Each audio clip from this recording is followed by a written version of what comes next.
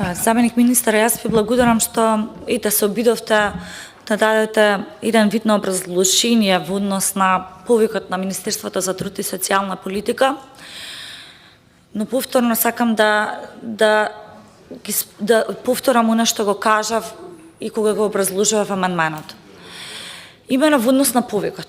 За општина Петровец кажав дека токму благодарение на подготвеноста на општината пред само неколку месеци ставив на камен темелник на комплетно нова детска градинка во населеното место Петровец, и тоа детска градинка со сензорна соба, средства кои што проект кој што беше аплициран во Скопскиот плански регион и проект кој што беше одобрен. Од тука изградбата на детска градинка во населеното место Петровец е во тек, и тоа како ќе помогне истата во згрижување на оние дечина кои што чекаат на листа за да бидат примени во градинка. Меѓутоа, не може да не остане забележано дека детската градинка во Долно Куњари е ветување на оваа влада, и повторно нема да го споменам неговото име и презиме заради тоа што не е присутен тука и ценам не е коректно, но и на пратеникот кој што доаѓа од Социјалдемократскиот сојуз,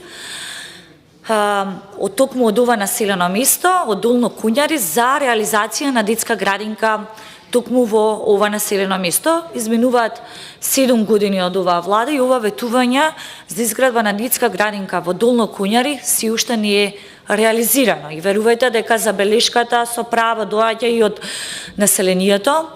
Ние како локална самоуправа апсолутно работиме подеднакво да придонесеме за поквалитетен живот во сите населени места, и во таа насока беа и моите амандмани. Јас поднесов амандмани за сите населени места и во општина Петровец, и во општина Илинден, и во општина Зеленикова. Во однос на вториот дел од амандманот за општина Зеленикова, мора да имате во предвид дека помалку развиените општини имаат пред се административни предизвици во однос на пристапот до фондови и така натака. Знаете дека голем дел од средствата кои што се отворени во делот на фондовите имаат и многу други критериуми, како што и вие сега ги прочитавте.